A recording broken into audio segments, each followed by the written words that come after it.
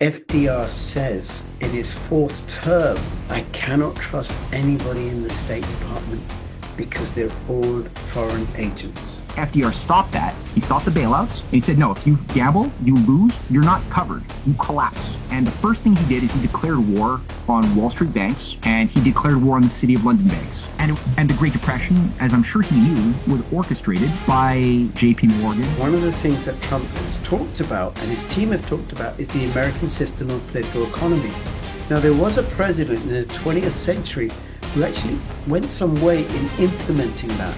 So we're going to be finding out about that, what happened to him, and what the American system of political economy looks like. Hey, Matt, thank you so much for making yourself available. Hey, Rich, always a pleasure. Yes. Thank you. It certainly is for me. It's Wednesday, the 28th of January at 2 minutes past 11 in the evening, which is why I've got the lights down low because it's nice and dark in my new office.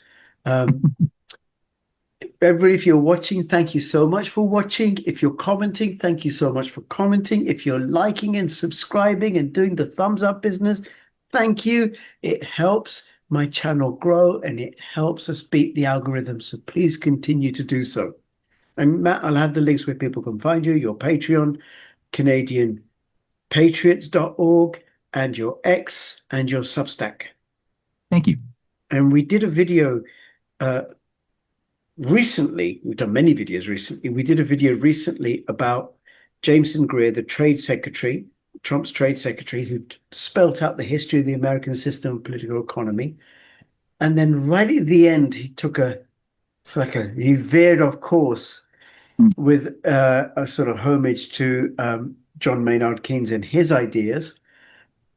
And John Maynard Keynes, you mentioned that video, met FDR. I think we know that they met once and they didn't get on. No. They didn't get on, right?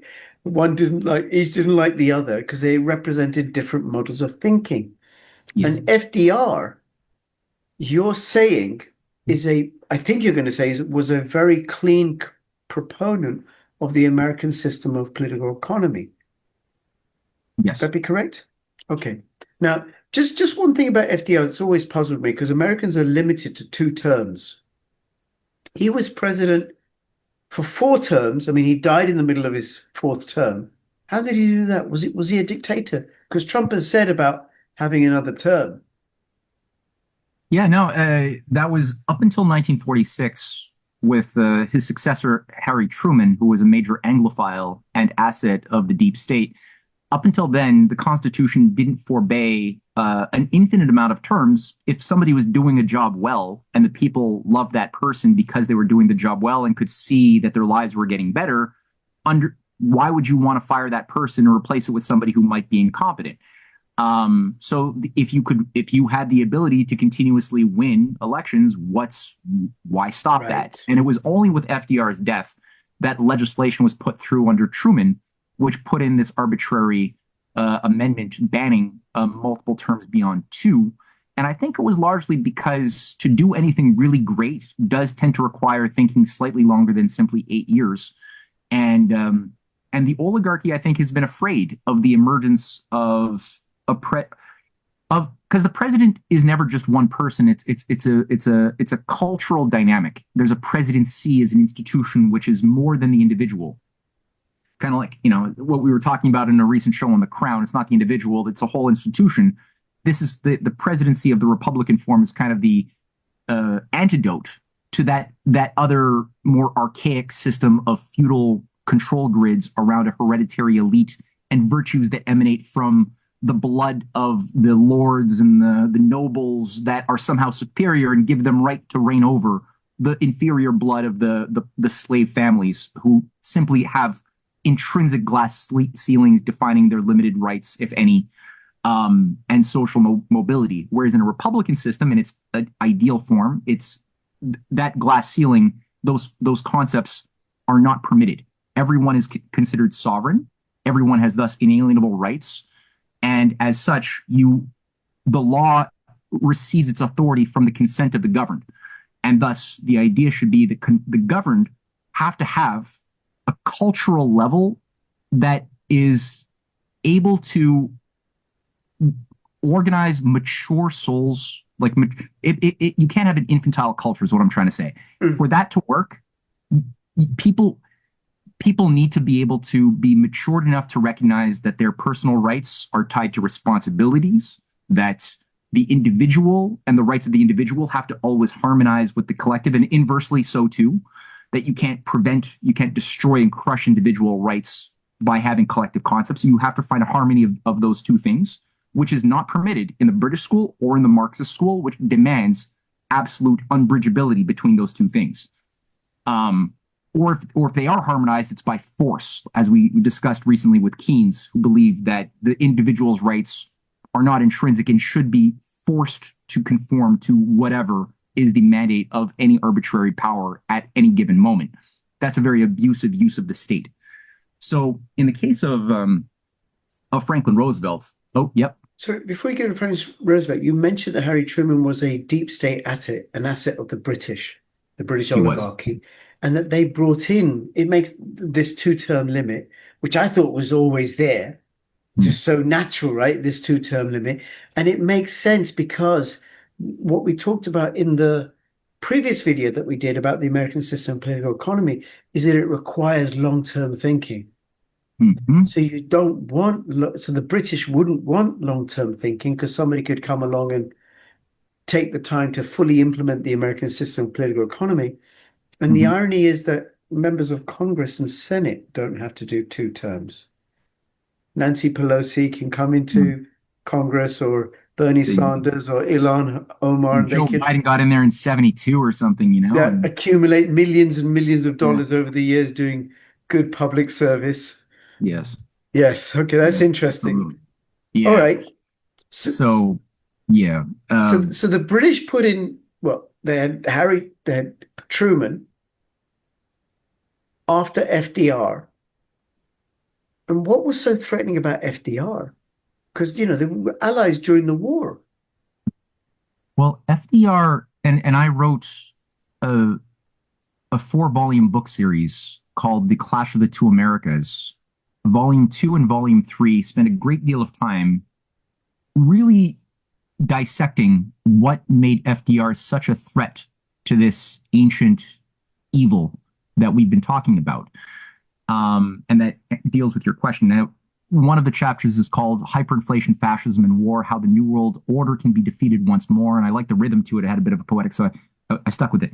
But it goes through, what did FDR do to defeat a New World Order attempts? At least on 3 occasions in his presidency, he successfully did things he rallied the forces of both the population of the forgotten man, but also the powers, the vast powers that are available to be used if you have the will and the morality and the courage to use them within the nation-state structure of especially constitutional republican nation-state structure.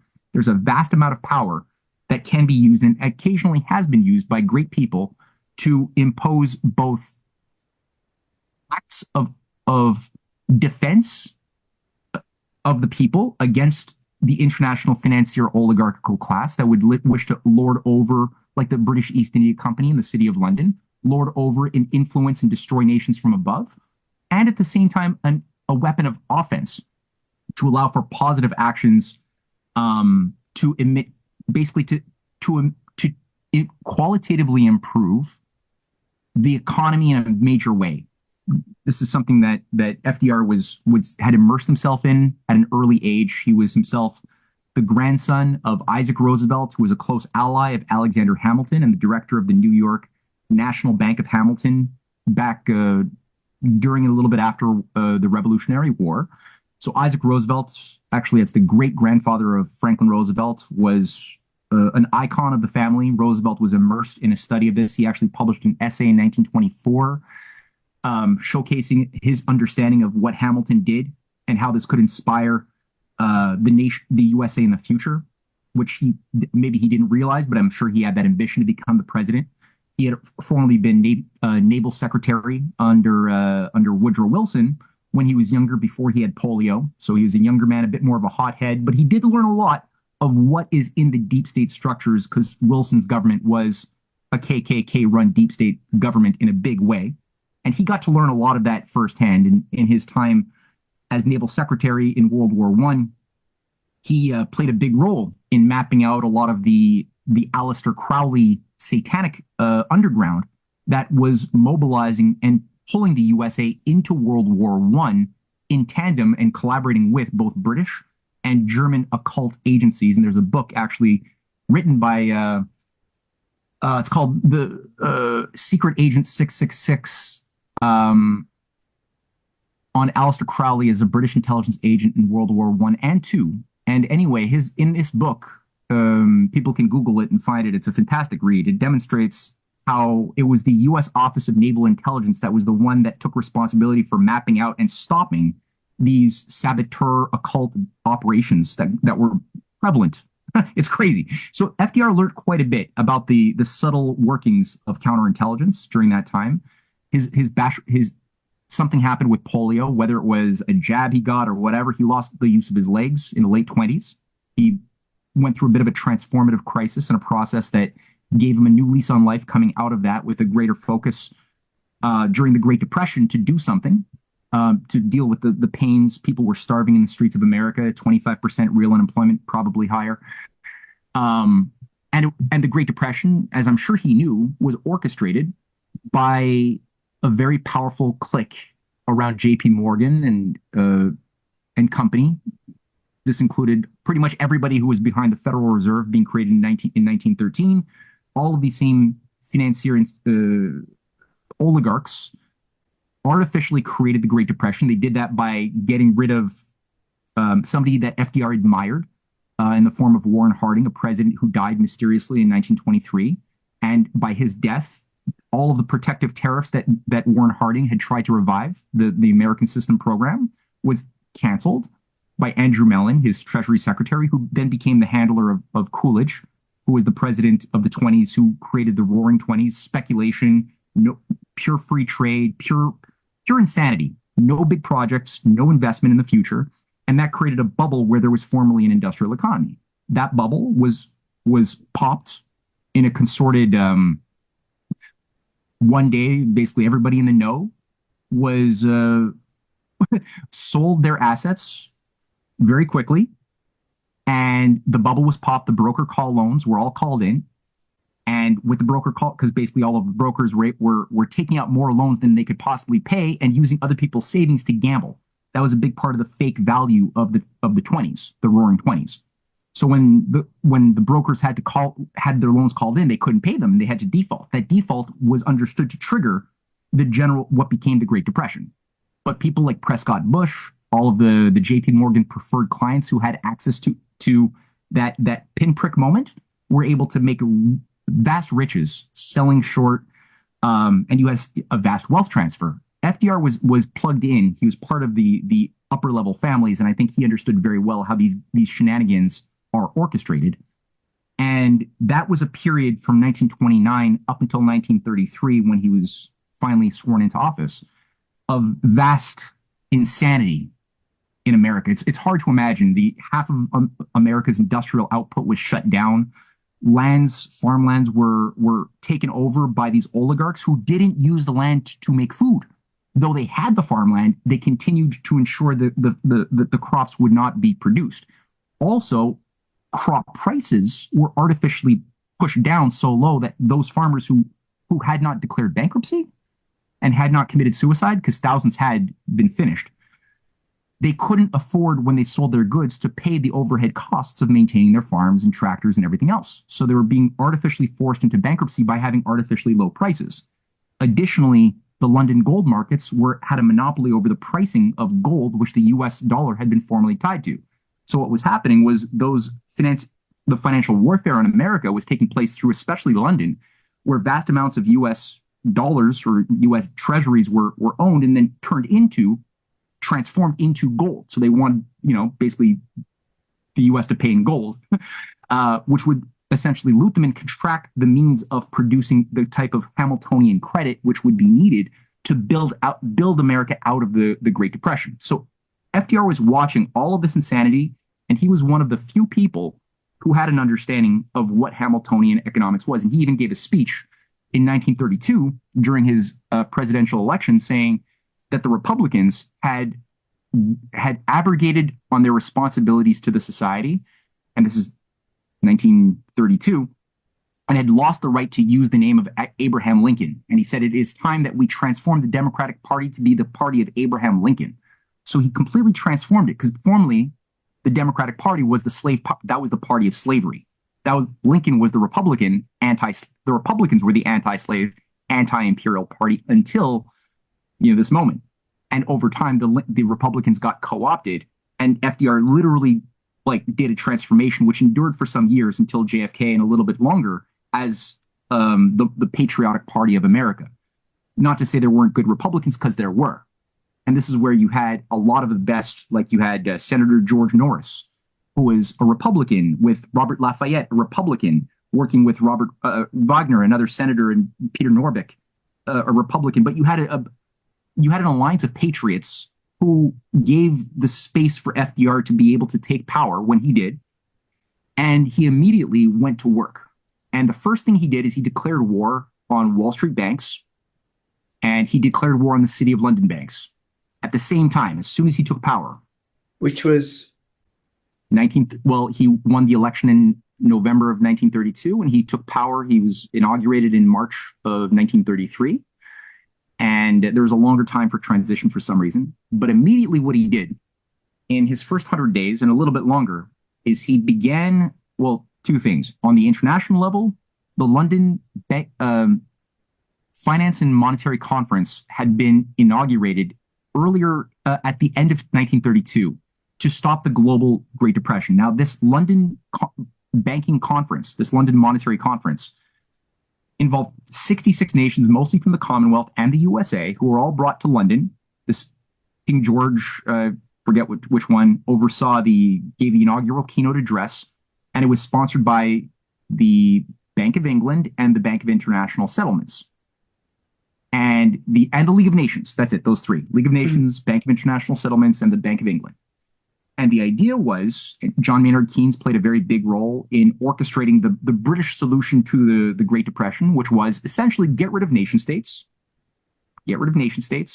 create global world government agencies under the League of Nations that had been created in 1919 after World War I as a solution to the problem of war, which is get rid of nation states. they keep on having that as a theme. And the idea was everybody's too chaotic. Everybody's trying to look out for themselves, and we need to get everybody on the same rules. So we need to have an enforcement mechanism to impose the rules of banking that will be then regulated. That will be the Bank of England, and they will project their influence through the Bank of International Settlements. That's the central bank of central banks, created in 1929, still very powerful today, to the nations of the world to get everybody to adapt to stasis, to a balanced surplus in trade, that everybody will be forbidden from going into surplus and will be punished if they do allow surplus production at the end of every quarterly or whatever. So that was going to be the New World Order. That was it. You wouldn't have even needed for Nazism and Italian fascism and Spanish fascism, they would not have needed to receive the vast money and support from Wall Street and London banks that they did get after 1933 if the world had simply adopted and accepted the conditions being then imposed for a Great Reset. However, it required the U.S. to be on board. FDR immediately pulled out all U.S. delegations from all discussion within that context, within that venue, and basically the thing plummeted. He torpedoed the conference, and without the U.S., there was no ability to get an agreement, and the whole thing was canceled. So he basically bought the world a lot of time by sabotaging that London Bankers Conference. The same time as he was doing that, it fully was declared impotent and it crumbled in June of 1933. Before he even got successfully that fight, I said he was declaring war on Wall Street. What did he do? He broke up the banks. So he brought in things like the Pecora Commission, Ferdinand Pecora being an attorney and an ally that he gave full veto power, or not veto, he gave full subpoena power to go into all of the Wall Street banks and force the bankers to open their books for the very first time and showcase how they orchestrated the Great Depression, how they were able to steal wealth of the people even before the Great Depression. How did they do that? And these were the same bankers that were demonstrated to be behind the financing of fascism as the economic miracle solution. So on top of getting the media to cover Ferdinand Pecora, JP Morgan Jr. was brought to trial. Hundreds of bankers, leading bankers, were thrown in jail. With that fight, again, using the power of the sovereign nation state, it can only be done through the application in this way of the sovereign nation state. People today are trying to, there's many influencers trying to get us to think we need to get rid of the sovereign nation state if we want to be free and somehow embrace, I don't know, anarcho-feudalism or something. You can't do any of the things that I've just been saying without the sovereign nation state as a power, as a weapon. So what he then did is, with that exposure, he then was able to bring in legislation like Glass-Steagall, which forced the breakup, as your audience, I'm sure, is very well aware, of the too big to fail banks, which allowed them to fail. He did a bank holiday, and he basically said, okay, those banks that gambled with other people's money will no longer get bailed out, because they were getting bailed out under Hoover, who came in before FDR. He was between Calvin Coolidge, then Hoover, then FDR. Hoover he created things like the Reconstruction Finance Corporation to provide state taxpayer money to bail out failed banks. FDR stopped that. He stopped the bailouts, and he said, no, if you gamble, you lose, you're not covered, you collapse. And they basically said, okay, we're going to have a bank holiday, and we're going to audit, see what banks are valid or fungible, which ones are not solvent. The 75% of the banks that proved to be solvent were reopened under new management. New laws that illegalized gambling with savings, gambling with commercial bank deposits was now illegal. So he then created things like to rebuild trust in the banks. You have to have trust for a society to work. He created things like the Federal Deposit Insurance Corporation, which gave an insurance on all savings up to $100,000. If you were a corporation, it was substantially higher, but you had no protection. He was then able to say, well, he tried to get first a national bank directly, a Hamiltonian national bank. It was called what's the name? The National Credit Bank. He pushed legislation early on to get a national credit bank to bypass the Federal Reserve, which was not permitting for credit to the real economy. It was not permitting that. Unfortunately, it was defeated, and he was supposed to have 12 credit banks that were going to do the lending to the real economy. That was defeated. So what he did to get around the Federal Reserve, which had been in power now for some time, right, as an autonomous agency imposing its will onto the elected part of society. So what he did is he took control of the Reconstruction Finance Corporation, and he basically turned this thing that Hoover had created that wasn't doing anything useful, and he transformed it into a national bank. So this thing became the agency through which both it was granted the means of lending to the real economy, it was also allowed to create corporations. So he began creating these different, like the Civilian Conservation Corps, the Works Progress Administration, the Tennessee Valley Authority, like very, very powerful corporations, but that would be under the influence of basically the well-being of the society. So he basically took areas like the backward Tennessee Valley area that had 80% illiteracy ratings and very high unemployment, very high bigotry. It was like the hillbilly, Beverly Hillbilly South. Before the Beverly Hillbillies go to Beverly Hills, they were hillbillies, and that was endemic of the society. He transformed that within 15 years of the TVA being built up into becoming the aerospace capital of the world. Wow. And a literacy factor of 95% literacy. So you had thousands upon thousands of major big mega projects like the Hoover Dam, the rural electrification programs all across the South, providing electricity to farmers, the St. Lawrence Seaway programs of the North, and of like the Colorado River Basin system as well was being developed by hydroelectric dams. And then you had small projects. So big, small, like very anti-Keynesian. This is why Keynes thought that FDR was an incompetent, because FDR was not abiding by the mathematical fetish and systems of formulaic stability that Keynes wished them to have. So he did all of these things. The Reconstruction Finance Corporation, by the end of World War II, was lending more to the real economy, more money. It was like 55% of the money in circulation was tied to the Reconstruction Finance Corporation. It wasn't the Wall Street banks. It was not the Federal Reserve. it was becoming the national bank. And FDR even had a plan with the head of the Republican Party by the name of Wendell Willkie, who was nominally his political opponent, but was won over to his vision to create a new political party with Henry Wallace that they had discussed after World War II would be won. But it required the idea of Willkie, who he had the idea of going to every major country that had been colonialized, from India, Pakistan, and Pakistan hadn't really existed yet, but India, all over Africa and the Middle East, to organize for what was known as the International New Deal. And that would be to take the success of the US and all of the surplus and productive power that had been built up before and during World War II and apply that now to assisting in developing countries who had been abused by colonialism in the British Empire into being liberated and having access to the machine tools, the training, and everything else that would be required to have New Deal projects in their own countries in Africa and China and India, Russia, South America, beyond. Yes. I was saying, no wonder the British wanted to get rid of him if he was doing that, exporting that to their former colonies, because it sets a really bad example for the City of London. But this it was Reconstruction Finance Corporation. Did it lend money out at interest? Very low interest. So it was tied. So I think that the idea of the understanding of economics in those days was much more grounded in an understanding that the physical productive cycle had to lead the monetary cycles.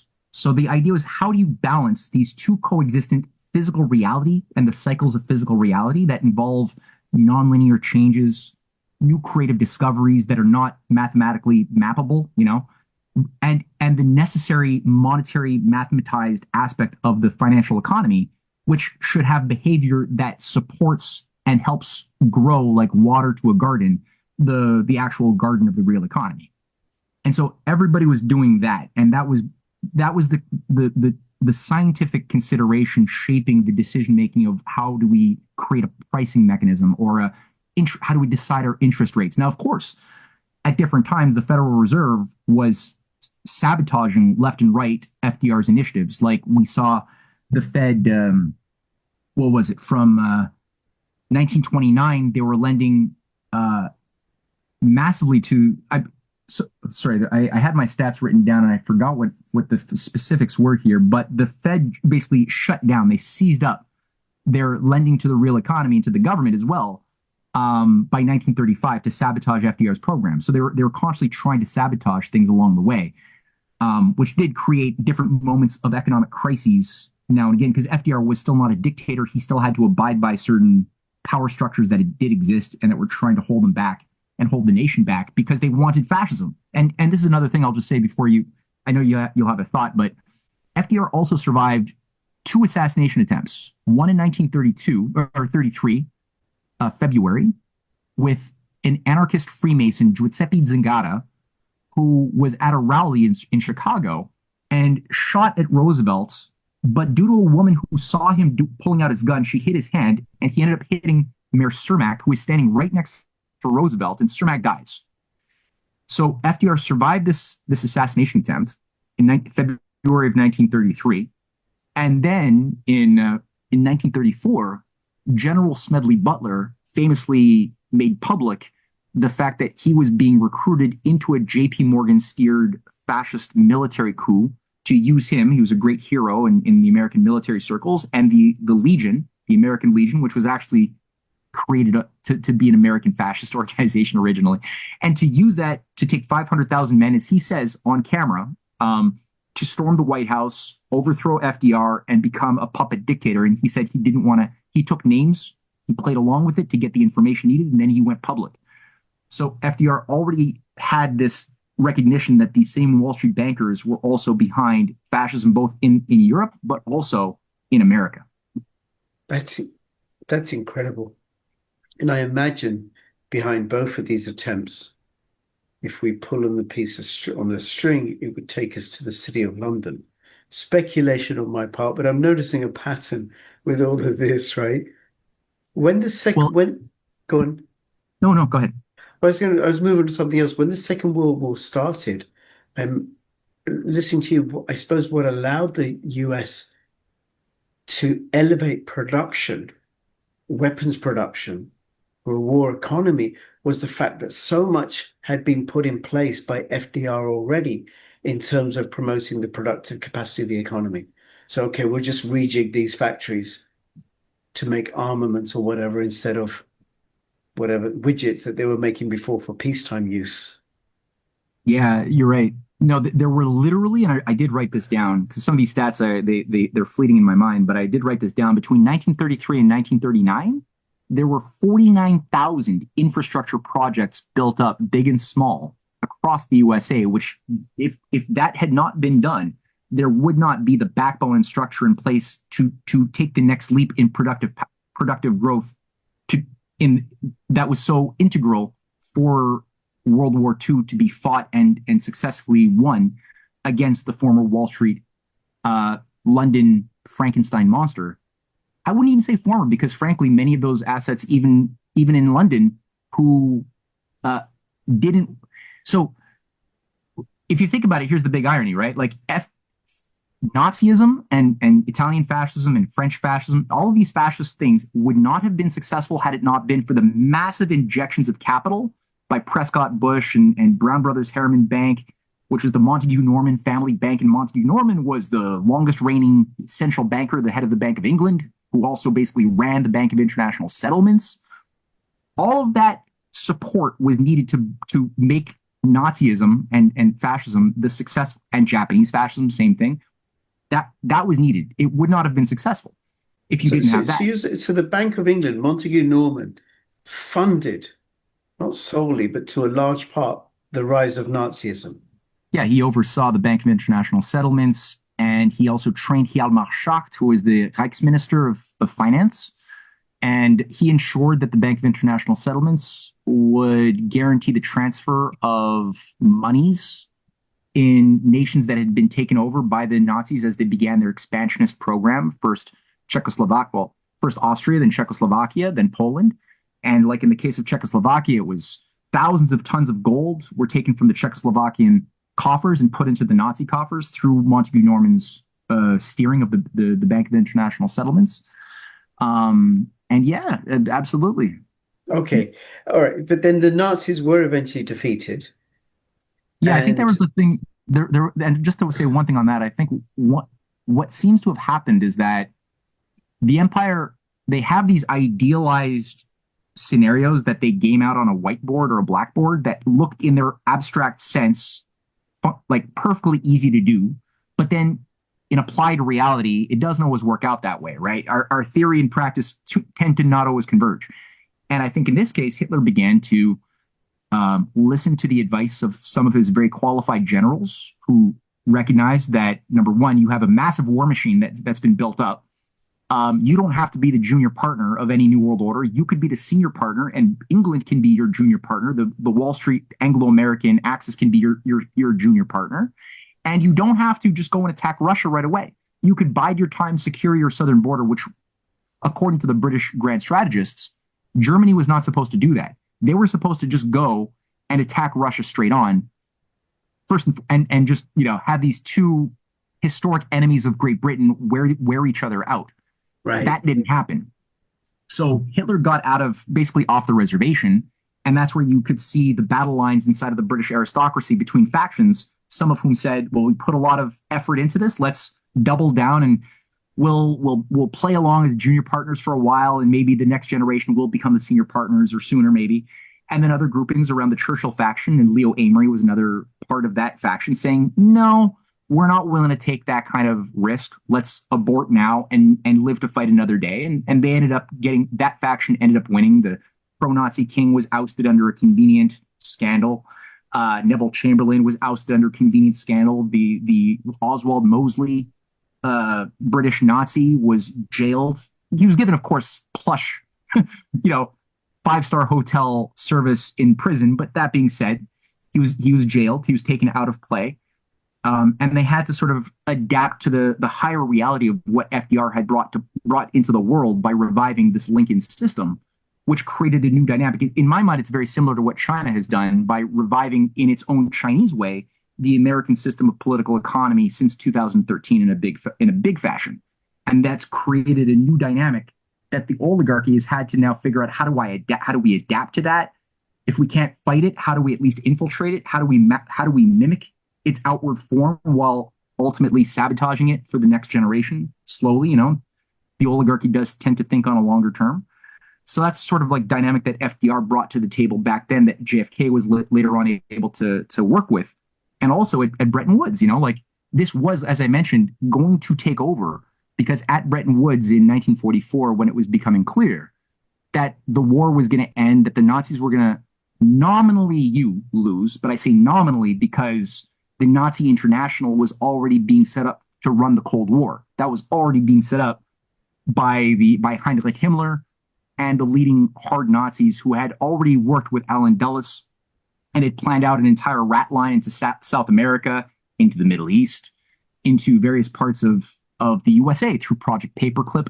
They had already mapped that out. And they would become the vanguard of NATO's secret armies, as people probably are pretty familiar by this point with this Nazi fascist international that was the Gladio apparatus that ran the Cold War. So, but the Nazis were going to lose nominally. So Bretton Woods was the place for 2 weeks where international delegates came together from around the world to flesh out what would be the terms of the new operating system of the world. And you had the American faction of FDR, led by people like Henry Morgenthau, but especially Harry Dexter White, who was an anti-imperial confidant of FDR, who was the lead representative was Harry Dexter White. And they clashed against people like John Maynard Keynes, who represented the British Empire, pushing for a one world government, a one world currency out of the Bancour, and essentially global depopulation under a new age of empire. So the American faction ended up winning for a period. And that's why the US dollar was decided that at that moment to be the basis of international trade. People had to have, under the new terms, reserves of the US dollars, but not to have speculative wars as we've seen with sanctions or speculation against poor countries. That's how it's been misused. But the idea was that the US dollar, under the credit system of Hamilton, was better than gold because it's tied to a productive growth process, which, again, doesn't matter how much gold you have. If you don't have food production, you can't eat the gold. You'll still die. Mm-hmm. So what has real value is the physical creative production process, which is what the US had specialized in and wanted to export by internationalizing the New Deal, creating fixed exchange rates, as well as the basis of the Bretton Woods system that banned speculation. The City of London could no longer speculate against small countries because you had fixed exchange rates that ensured that you knew the relative value of dollars and currencies 5 years or 10 years in the future because they were grounded in physical productive processes. They were not fluctuating on the floating markets, the floating exchange rates. That's what happened after 1971. Which would make all of that, you said, would make FDR a really great threat to empire. He already was. And then you said there was some suspicion around his death, that he was poisoned. So say what happened? He was,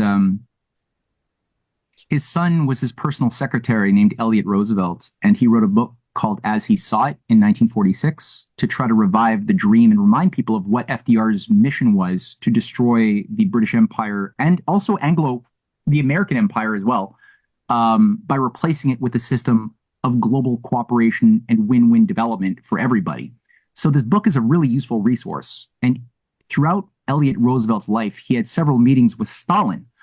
And Stalin told him in an interview that was finally published publicly only in 1987 that he believed, and his intelligence network also came to the same conclusion, that Churchill's people killed your father. The problem was, and people could say, oh, that sounds like a conspiracy theory, but FDR, his health decayed very fast from early 1945 in January up until his death in April of 1945. You could see him, he just became an emaciated, it looks like it could have been some form of radiation poisoning, possibly something put into his food. God knows what the details are. But there was never an autopsy. So that was an illegal thing for a sitting president to die mysteriously with no autopsy was unheard of. It was Right. only done, as far as I could tell, with Warren Harding, who also died of mysterious circumstances in 1923. No autopsy. And the family did try, under John F. Kennedy, to get the body exhumed. For some reason, things were blocked in the U.S. administration. Roosevelt's body was never exhumed, so we can't prove it. But definitely, it made things. His son Elliot recorded a discussion he had after battling with Churchill at Yalta, and he records the battle, the as much as he could remember, the fight between Churchill and Roosevelt about what the post-war world was going to look like. Roosevelt said, that is, you're stuck in the 19th century imperialism. We have to go to the 20th century, where everybody's allowed to develop. And he had a whole vision for greening the deserts of Africa. He lays it out in Elliot Roosevelt's book. But he also describes a dialogue that evening when Roosevelt was in bed, and he has a conversation with his father, and FDR says, the U.S. State Department has become the British Foreign Office, and there's no one I could trust in there anymore. And yeah, I cite that extensively in so many of my writings in my book, because it's very powerful and insightful and painful, as it's tragic to see that as soon as he died, it were these networks that were being held at bay, the Coudenhove-Kalergi networks. Coudenhove-Kalergi had come to the United States and was there under the rubric of the Council on Foreign Relations that had been set up by the British Roundtable of Milner and Rhodes. They were hosting Coudenhove-Kalergi, who couldn't get meetings with FDR. And Kalergi even writes in his autobiography, he wrote like 5 autobiographies. He's full of himself. But he writes of his frustration, how FDR will not see him. But then he also writes in 1954 edition of the autobiography how he had full access as soon as Roosevelt was dead. He was like, then it was marvelous. I had full access to the White House anytime I wanted. He even brags how he played a role in shaping the UN, because 2 weeks after FDR died was the first meeting of the United Nations, which would have gone down very differently if FDR was presiding over it. He wasn't. It was Kalergi. And Kalergi brags how he was able to co-opt the institution of the United Nations by infusing things like Article 54, which allowed for the creation of regional blocs that were formally illegalized under the FDR Wallace edition of the UN vision. The UN originally was premised on Article 1 and 2 as being at the heart. Article 1 and 2 demonstrate, it explicitly says the purpose and the authority of law is rooted in the sovereign nation states and the protection of the sovereign nation state status of everybody. Number one. Number two, the illegalization of bigger powers of imperial wars. You can't simply break the recognition of the sovereign boundaries of another country that's smaller than you. You're not allowed. And that's where Kalergi got around that by introducing these articles that allowed the creation of the European Union. His whole pan-Europa idea was given a space by Article 52 to 54. And that's what justified later on the European Commission. All of these stuff was the Kalergi plan with the CFR and these British imperialists around Keynes, who were very happy that FDR was now dead. Wow. All roads lead to London. Yeah. All roads lead to London. And the fact that FDR says in his 4th term as president, I cannot trust anybody in the State Department because they're all foreign agents, deep state agents, British agents. I'm sure he knew that, right? And I think, Matt, this whole conversation that you're promulgating, that others on my channel promulgate, that it is the city of London in the shadows, pulling strings, setting up structures like the United Nations and the European Union. I think that conversation is growing and growing and growing and growing, and more people are waking up. And I think at some point it's going to spill over into the mainstream. It's going to happen. I think so too. Yeah. And it's going to happen thanks to people like you, but also thanks to people like you who are watching this program, who are commenting, who are sharing, who are liking, who are going to go and follow Matt on Patreon, on Substack, on Axe, and on CanadianPatriots.org. Thank you so much. All the best. Bye-bye.